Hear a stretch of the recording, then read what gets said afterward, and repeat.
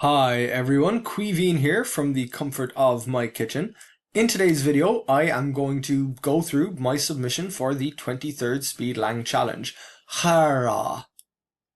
So, of course, this is a challenge. So, these constraints, this is just the first part of the constraints.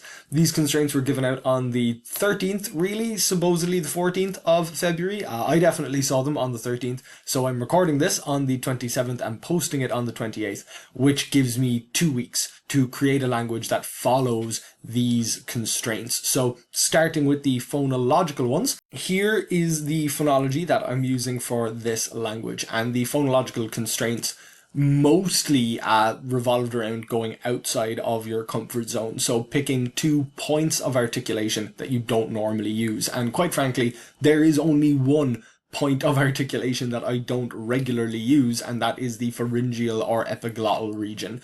So with the pharyngeal and epiglottal region, they are 2 different regions of the throat, but they don't usually contrast. You're not usually going to have a pharyngeal stop and an epiglottal stop contrasting with each other. You're not usually going to have a pharyngeal fricative and an epiglottal fricative contrasting with each other in the same language. So I've gone with just a few things here in the pharyngeal dorsal region. The glottal region, of course, with the glottal fricative and the glottal stop, those get used all of the time. I do use the uvular region quite regularly. I generally use the uvular region. The retroflex region I don't use as much. Normally, if I have retroflex phonemes, especially this many, in a language, I'm going to have laminopalatal contrast in the coronal region. So usually if I have retroflex, I'll have palatal, and if I have, I'll have alveolar and I'll have alveodental or postpalatal, something like that. I'll usually have a more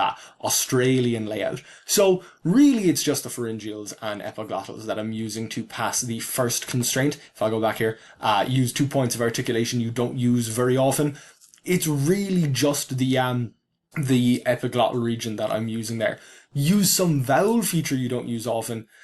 Again, I use a lot of vowel things quite a lot, especially nasalization. I'm quite a fan of nasalization generally, but I have decided to include palatalizing or iotizing vowels here.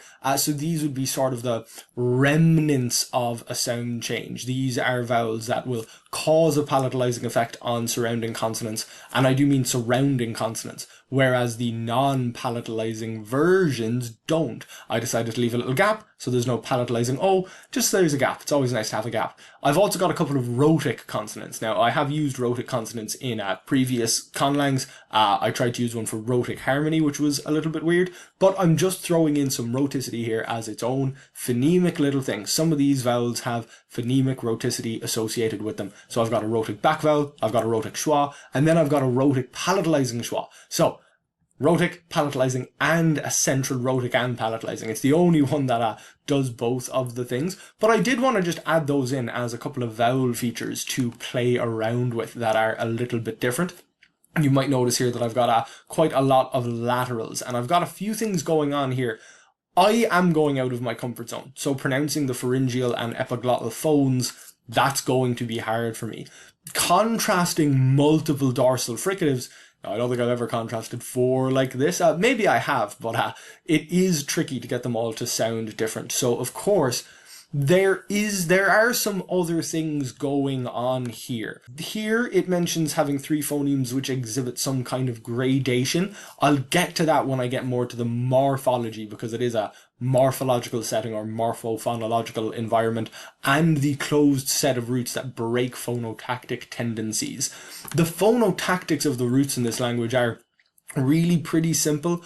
Generally it's CV, C, VC. So they usually have an onset, they're usually disyllabic, they usually have a coda, and there's usually, there is no vowel hiatus. There's always something in between the vowels. So this is just a very short sentence. It's one of the Zephyrus test sentences. I always use the Zephyrus test sentences when I'm doing a Speedlang. So this is sentence number 84, seawater is salty. And we've got here, Plunesha Murnard Nishergertoch. This is an example of a couple of the roots. So here is one of the roots, pludes. We've got another one here, Murnard.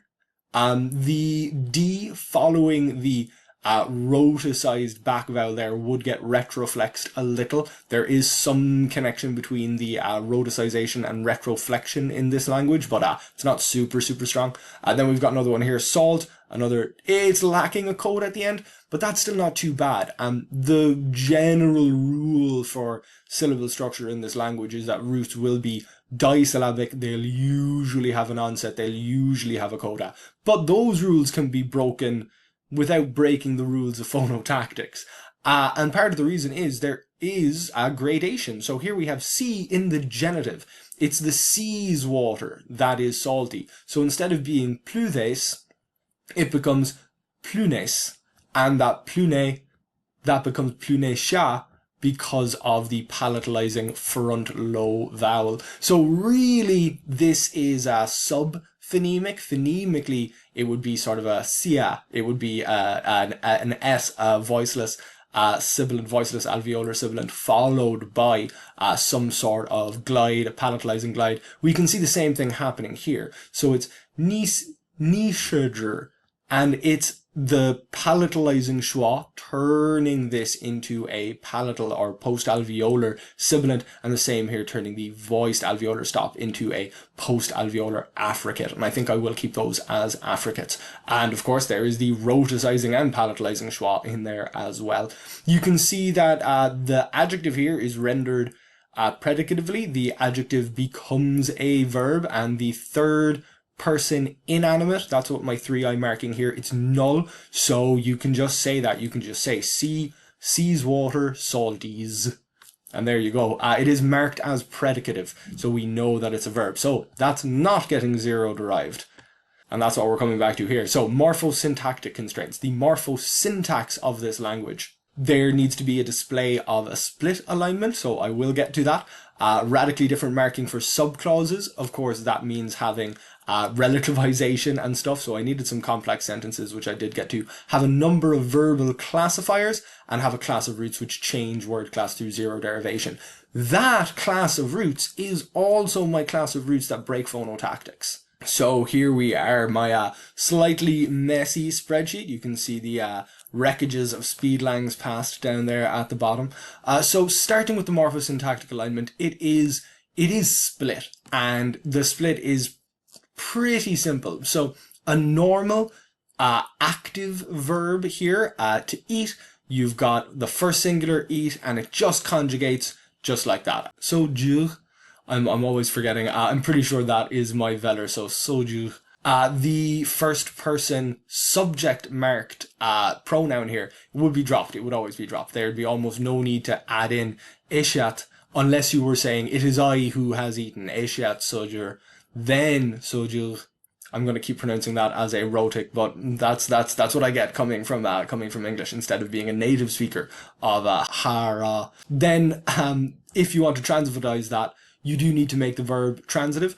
In this instance, I eat these inanimate objects. Because it is an inanimate thing, if it was singular, it wouldn't be marked. So having a transitive marking there just lets you know that the verb is in fact transitive, and it is gradation again. So we have another gradation here. The D turning into a the same way we had the turning into no in pluthes becoming plunes earlier. So this eshat ħáírŕå, and it should be ħáírŕå. These two vowels are in separate syllables, separated by this little glide. So the palatalizing glide surfaces as a functional consonant when it's needed for these phonotactic kind of things, but it doesn't really exist otherwise. And then we have our, holophrastic verb here, soðjúgu. And this soðjúgu is enough to say I eat these. That's in the transitive. Now we'll go down to something a little bit different, which is showing the split. So just here, we've got I fall, volitional, marked with the subject kind of pronoun in the subjecty kind of way. So fall, the root for fall is bekat, with the stress at the start. So I fall is zbekat. And it probably would be a voiced sibilant here because of voicing assimilation rather than devoicing the following stop. It's not indicated in the orthography. And the pronoun, even though it's dropped, if it did surface, it would be marked with that subject suffix. Down here, the a volitional fall, which would be the more common for these kinds of verbs. We have bekiatja, bekiatja, because it would become another post-alveolar.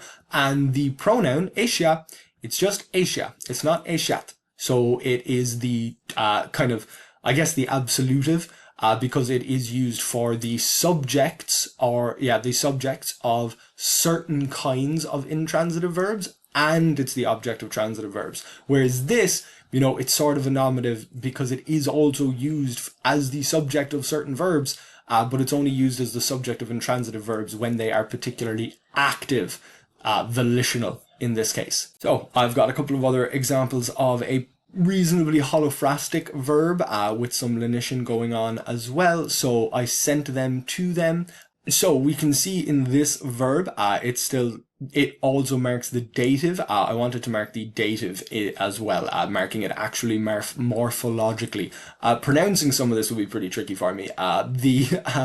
The velar fricative, the velar voiceless fricative would be fronted a little, but that's not indicated orthographically, and it's not as extreme as the alveolar sibilant becoming a post-alveolar sibilant. It almost becomes a palatal sibilant, or a palatal non-sibilant fricative, a hy noise, but not quite as far as English. We can see the N there, so this verb root, hunut, becomes hulut, because of the lenition, indicating that it's transitive. It's happening in the past there, which is indicated with qr, with that rhotic schwa. It has to be a schwa because it's rhotic. You don't get any rhotic front, mid, or mid-close vowels. But then here, it is yech, because it is completely unmarked. It would be marked if it was the non-rhotic palatalizing schwa.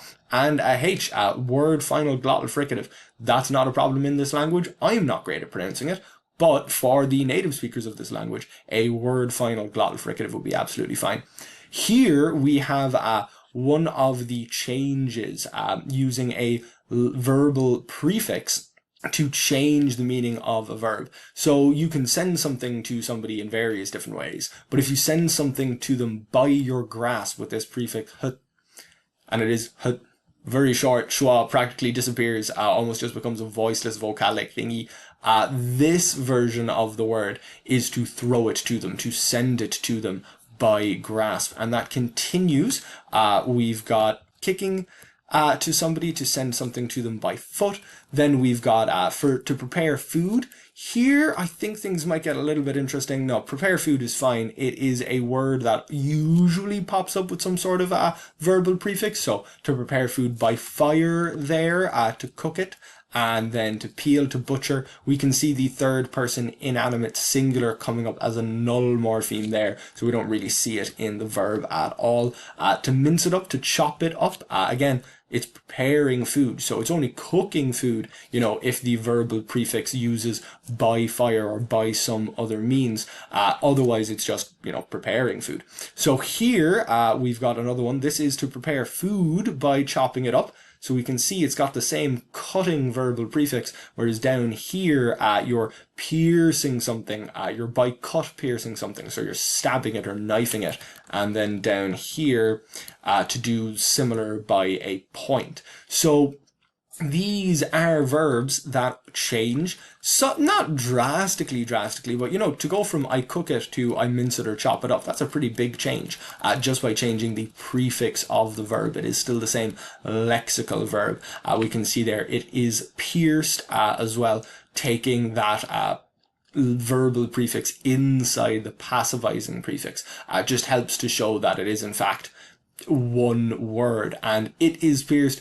I could probably add on a third animate there, but this probably could be turned into some sort of word all on its own, a thing which is pierced.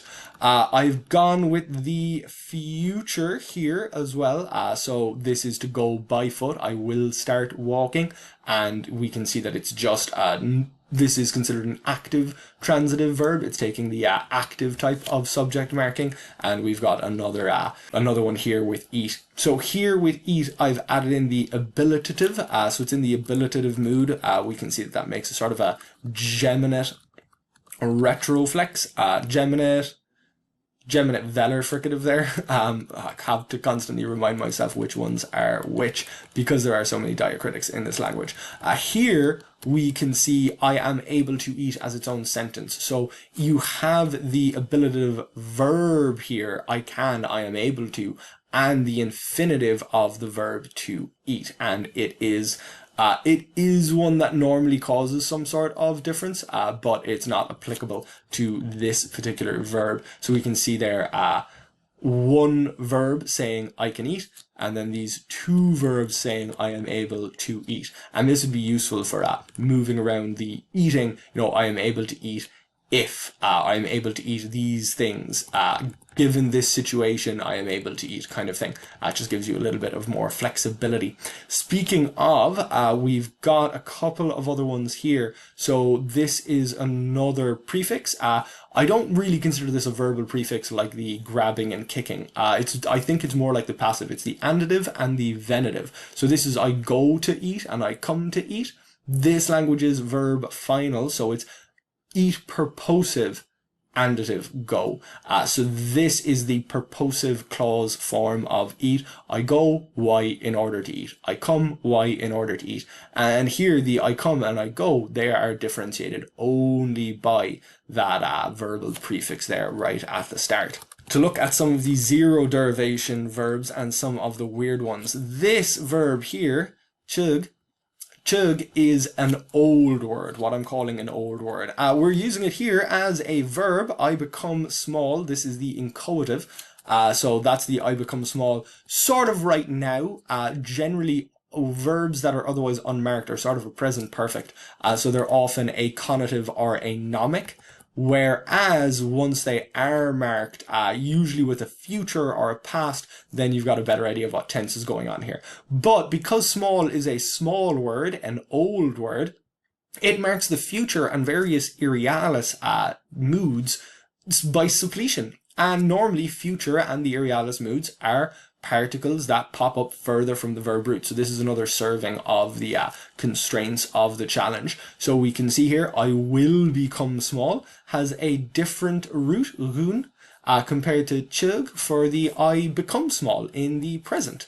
Otherwise, it is pretty much identical. We can see the same prefix, same backing. Now we can see here that when the initial velar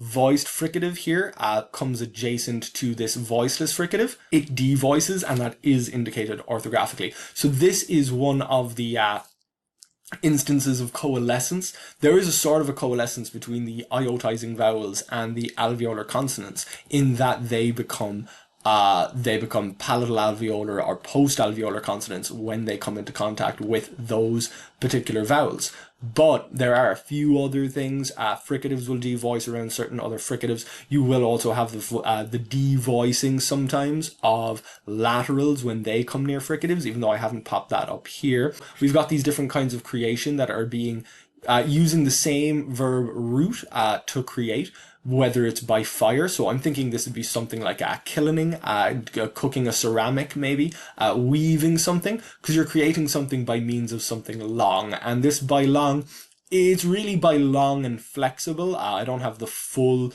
definition of the verbal thing there, but it's more like a long rope, a long reed, not a long stick or a big long tree branch. It's something more flexible. So something that could ostensibly be woven, and we can see that there.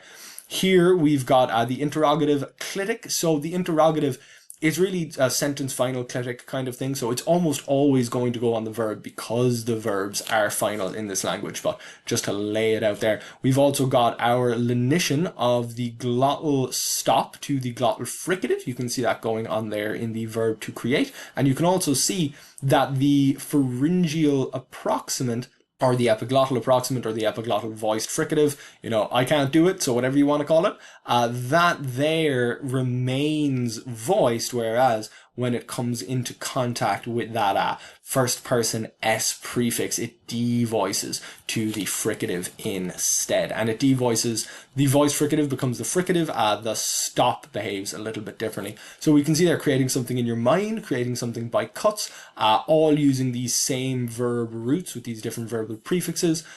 This is, again, adding in that just tense. So I've got a sort of a proximal past tense as well as a proximal future tense. And we've got the interrogative clitic there on the end as well. Here we go. This talks a little bit more, shows a little bit more about some of the possession, the inalienable or alienable possession, and the zero derivation across different word classes, and also the inflection by suppletion. So this word home, ideal, because it is an old word, it can be both, it can be a noun, it can be a verb, it can be an adjective. So this is a plant of the home, home's plant, and this is one way that it can behave as an adjective. You do need to put it in the genitive, so from ideal it becomes ideal, and it also takes a genitive suffix, idealia. So we've got idealia that C is supposed to be the pharyngeal stop, which I'm pretty bad at doing. The palatalizing vowel there, you don't really get much of a palatal approximant leading onto that vowel. You just kind of get a slightly longer vowel. The behavior of these vowels gets a little bit strange. To say that I am native, you can put it as a verb. Sidel. I am native, I am home, I am of this place, I am of here. Because it's not saying that the thing is a home. It's not strictly, translating it as home in English. I am getting a little bit fluffy. To say that this is my home, this is the normal genitive prefix, the ideal. And this is that word, because it is a phonotactic breaking old word, it is conjugating into the irialis. This is I will be native, I will be in the future native, or I will naturalize. That should probably take a future incoative to be naturalized, so mostly I will be native. And that takes the root turn, and that is a normal retroflex nasal there. It's not only retroflex because of the rhotic quality of the vowel in front of it. So that is a little bit on the phonotactic breaking. I've also got a little bit more up here on the possession. So the special genitive is used for, where you're from, your homeland. It's not necessarily your house or where you're living right now. We've got my plant, which is an alienably possessed noun, and it takes the possessive pronoun, not the genitive pronoun. So the genitive it says more that there's a relationship rather than a possessive relationship necessarily. We've also got a verbal inalienable possession here, so they are a parent to me, essentially. Parent is also an old word, so it reduplicates there to be plural and takes the specific to be the parents. So we can see there that word can operate as a verb conjugated with no predicative marker, no verbalizer, and it can work as a noun, no nominalizer, no deverbalizer, whatever you want. Here we have somebody's plant. So this shows that human possessive pronoun in front of it instead. So that is how you show that alienably possessible thing is possessed. A special prefix is used if you want to show an inalienably possessed noun. Here we go. So here is my arm, schokje, and of course it is voiced uvular. So really it's a voiced uvular approximant. It's not a voiced uvular trill or fricative really. Not in my pronunciation anyway. But we can see there that it is just taking that prefix, just like the verbal prefix, to say that that is my arm, whereas this is an arm. So it's a disembodied arm or a disconnected, dispossessed prefix. So that takes go. So we can see it staying as the voiced version there. We've got here small, the small animal, and we've got small acting as an attributive adjective, no problem. We've got the animal is small, and we've conjugated our verb small there as a verb, and then the small one, the small. You don't need to say one. It can act as a substantive. It can stand as something that is small. Going up just a little bit here, the animal which ate was small, so we can see there that it is a past participle animal, the animal that was eating, the eatingly animal, sort of. So this verb has been nominalized, basically, to modify animal as an attributive participle. That's what I'm calling it, an attributive participle. Pretty sure that does exist. That's not my strange label. That's my attributive participle onto the definite animal, and it was small. That is the, it's not exactly copular because I've conjugated the adjective itself. If we come up just a little bit higher, the animal that ate was small. So here we've got the two verbs pretty much just one after another, but there's that relativizer there in front of it. So the animal that ate was small. That little relativizer in there, that relativizer is a normal relativizer. So it shows that it is a third animate and that it serves not just the same function, but the absolutive, that it is in the final position on the verb, because verbs that are in subclauses like this, if they can't really be finite, they can't take the agentive marker at all. Even if they should, even if otherwise they would take the agentive marker, they can't. Here we go. The animal that I saw was small, and you can see the I is in there. The animal is still serving the same role. It was seen, it was small, but the I, the agent in there, we pop back up as a subject pronoun, one of the few cases when we would, but that subject pronoun is not the coordinating argument. It is that 3a, that third animate argument. That's what's getting coordinated by this relativizer here. And we know that because it is the sort of direct relativizer. There's a different relativizer if you want to coordinate arguments that are different, if you want it to be something else. Here we go. We've got the third animate, something eats here. Nothing in particular, just a thing. Something eats. Yeah. So that's the different types of possessive. It's mostly just alienable versus inalienable, but I do also have that verbal relationship indicator as well. The label, I'll get to the label in just a second once I look at some of the longer sentences. Have a morphological category marked on a closed set. Yeah, that is my suppletion of the irrealis, and I think I look at that a little bit later as well. The class of roots, I hope I've covered that now as my shorter old word phonotactic breakers. We'll see some of this more clausal stuff once we get into the sentences. And 5 sentences, I've already showed one, I'm going to show a few more, and stuff about the sea. I don't really like this way of displaying the Zephyrus sentences. So instead of showing them like this, where they don't really line up perfectly anyway, I've got all of them on the Google Sheet as well. So this is just my favorite sentence to translate. It shows the animate possession cis-clausally, and it shows the normally verb final structure. So this is the small animal eats its plants here, or small animal its plants here eats, according to the syntax. So we can see there's a couple of things here. This capital C here is gemination, marking the plural of plant. It's gemination of the final consonant, or it's reduplication of the final syllable. It varies a little bit. We can see there's a lenition in there of the proximal, because it's the proximal oblique. It's not a verbal argument. It's not a dative argument.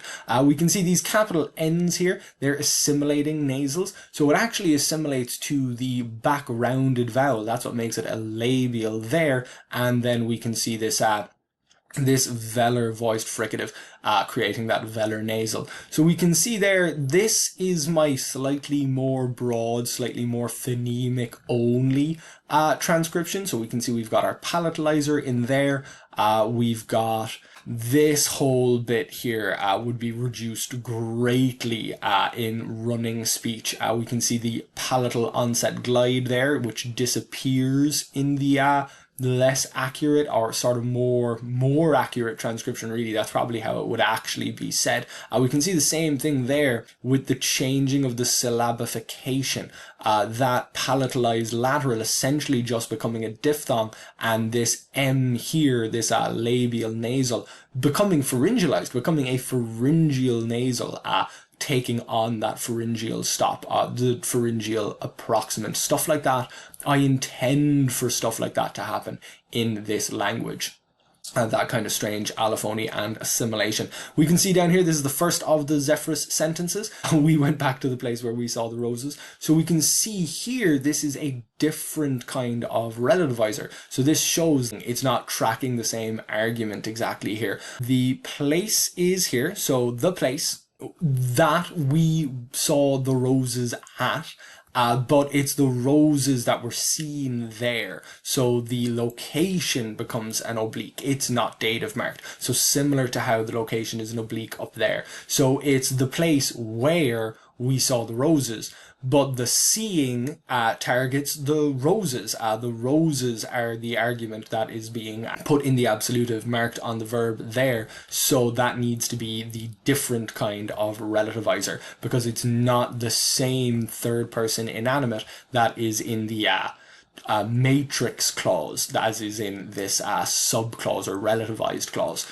That's the kind of tricky thing with the syntax there. And it does, yes, it does show it. You can see that flowers there. I said flowers instead of roses. I didn't want to translate a specific word for roses just yet. I'll start with flowers. I'll figure out roses later. But that is after the verb. So we can see there, this verb, which is a verb, it's not a copula. We can see that it is in SVO order with the subject, the verb, and the object, whereas the matrix clause is in SOV order. And it is SOV order for matrix clauses, generally speaking, in this language, but for the subordinate clauses, we get SVOR. You know, if things are being relativized smoothly, we just get VO because we don't need all of the arguments. So here we go. A couple of water things coming up here. We could see ourselves in the water. I've got my nice reflexive pronoun in there. Why not have a reflexive pronoun? The animate arguments are the only ones getting marked on the verb here. And again, the first plural subject would probably get dropped here.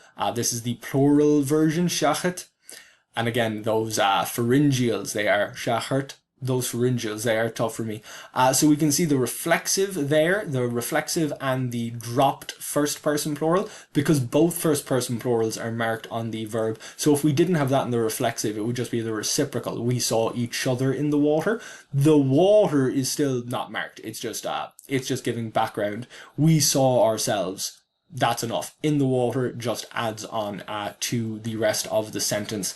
I only gave one version in the IPA because I don't want to do it for every single one of them. I've done it for a couple of them. Here we go. The child waited at the door for her father. This one is a little bit longer, but it is easier than the last thing that had a relative clause. So it's the child, the one who is a parent to her. I've marked them with female and male because the lexical roots don't track gender. There is an animate inanimate distinction, but that's the noun classes in this language. And here we go, target. So this is the girl is waiting on her father. This is the differential object marking of this language. So this is sort of a pegative, not a pegative, a partitive. This is sort of a partitive. It's like the Finnish partitive. It's not exactly like the Finnish partitive. It just shows sort of an unaffected, an indirect object, but it could be the an indirect object without the need of a direct object. It's not a recipient. It is a recipient sometimes. The target is sometimes the recipient if it is dative marked on the verb. But in this case, it's just it's a limit. It's a target. The girl was waiting on her father, but her father hasn't come yet. And at the door is at. It's just in the locative there. So that's that sentence. You can see that I've done it twice here. So this is the nasal prefix vocalizing or making voiced the pharyngeal here, and you can see that in the more sort of colloquial, the way it would actually be spoken, that turns that velar nasal into a pharyngealized velar nasal, not just a sequence. You can see back here, that doesn't happen with the pharyngeal or epiglottal stop, even though that schwa, could be deleted if it was the fricative or the approximant. Because it's the stop, it's going to stay and it's going to stick around. We can also see there the velar lateral becoming more of a velar lateral, or a velar approximant rather than a velar lateral. That happens especially when those things are unstressed. That's one of the things I decided for this language I wanted it to do. There's the sentence we already went through, the sentence from back at the start. The seawater is salty. A box of growing plants stood on the window. I think, yes. So here we've got some of these genitives coming into it. So there we've got the grow part, so this is growing as a participle, an attributive participle, growing plants, and the box of plants. I decided to put a partitive genitive here, so it's a box of plants. It's an amount of plants that are in a box. That's my way of structuring these sort of container relationships in this language. And we can see then it stands there. And it stands there for a while. We've got that in the durative. The third person plural is marked and it's in the past. So we can see all of that there. Now, this stretches way off to the side because it's a little bit of a long one, but I did just want to point out I've got some alternate romanizations here. So I like the romanization that's kind of very honest. It shows that it is ioticizing or ioticizing, palatalizing vowels rather than sequences of approximants. It shows other things like stress. This one drops out the vowels that would be dropped out if it was in casual speech. So we can see that the bottom line up here, comparing these two bottom lines, we can see that that schwa there drops out to form an allowable initial cluster. That would be something that would happen in regular speech. And we can see here the schwa practically drops out because it's almost an allowable cluster. It would be sort of a mnard kind of thing, not a mnard. And we can also see the retroflexion of the D. So we can see some of those things are indicated in these different orthographies. I like to come up with different orthographies, but they don't matter too much. This little translation here, which is full of copulas, is the Wikipedia Simple English entry to sea. This is what a sea is. So something describing a sea, this is what a sea is. A sea is a large body of salt water, or a sea is, and these copular clauses, even though these are matrix clauses, the copula isn't really a verb. You can see there, it's just one syllable. It doesn't really do much. The copula acts a little bit differently to the other verbs. So a copular verb, an actual copula, can stand SVO. And we can see here the body of salt water, a water area, a water body. I'm not just calling it a body, it's a water body of salty water. Salt standing as an adjective, not verbalized, but it's still marked as being an adjective because salt can otherwise just be a noun. It may be part of an ocean. We've got our Irianus copula there, and we can see there, because the copula is also an old word, there is my root for the copula, yit, and down here, iso, is my Irialis, or isoch. With that added on there. It gets a little bit weird, some of my old words, some of the phonotactics. They're the phonotactics breakers, so things get a little bit strange with them. But we can see there that it may be part of an ocean, and there it is, a piece of, same as a box of, it's that partitive genitive. Ocean then is pebun. It may be a large saltwater lake. So these are the two different things that a sea could be. It could be an ocean, it could be part of an ocean, or it could be a large saltwater lake on its own. So there we've got our copula again. Here the copula is essentially initial in the sentence. The it is, strung way back. The it is dropped out. You wouldn't need it. It's conjugated on the copula. So, functionally, the copular clauses almost become VO, similar to the relativized clauses and subclauses. So we can see there, this is the hypothetical as well. It's the Irialis hypothetical. It could be a lake of salty water. And again, we've got a piece of an ocean, a lake of salty water, a lake's worth, a piece's worth, a box's worth. It's that kind of a construction that the partitive genitive is trying to get across there, or the target genitive, as I'm calling it. Then up here, we've got which lacks a natural outlet. So again, this is a relativized thing. So it's at that, it is no outhole, no outlet.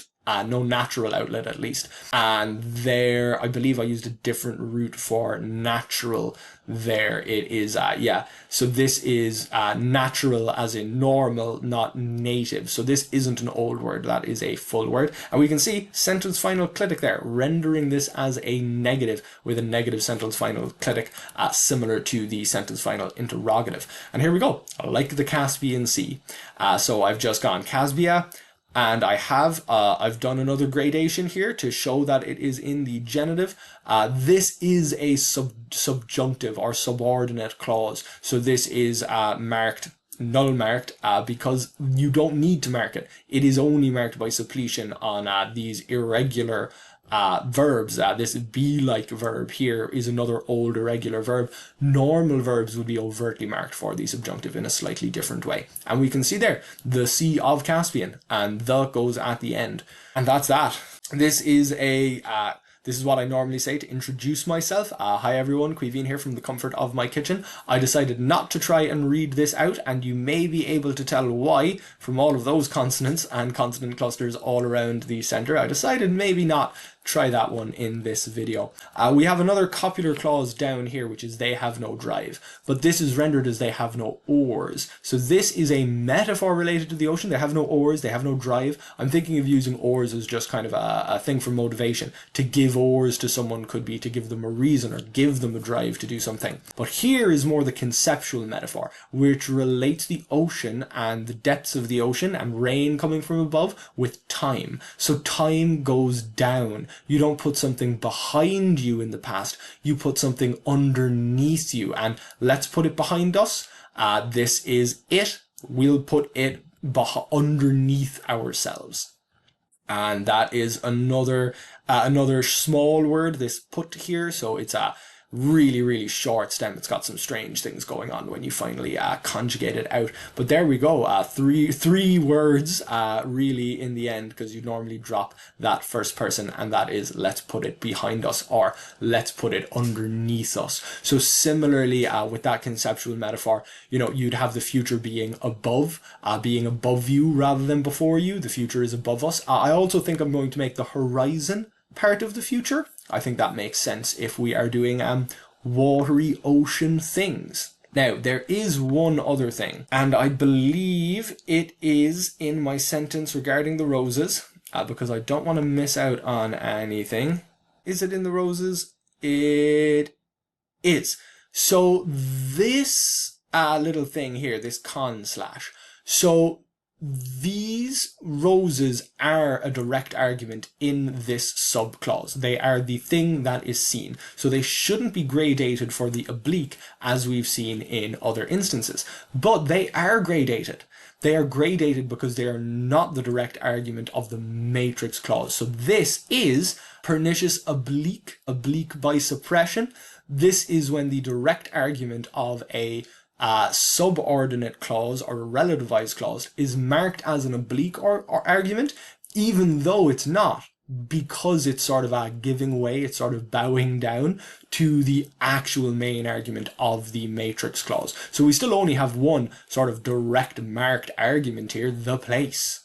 The place where we saw the roses. The roses are treated morphophonologically like an oblique, even though in their own clause, we saw the roses, or even where we saw the roses, they would be direct. So that is my invented piece of terminology. That's the one that I'm completely making up. So I think that covers it. Those are my 5 sentences, my stuff about the sea. I gave you my sea conceptual metaphor. My label is what I just covered, that suppression of something, the marking something as oblique even though it's not oblique in the clause that it's actually standing in, because that clause is relativized. We've got my irialis on my short words. My different kinds of possession, the different types of morphosyntactic alignment, and the changes in the subclauses. Now that we've looked at the longer sentences, we've looked at those, and a couple of my short roots that do some strange things. So yeah, that is it. That is my language. Ħáárŕå.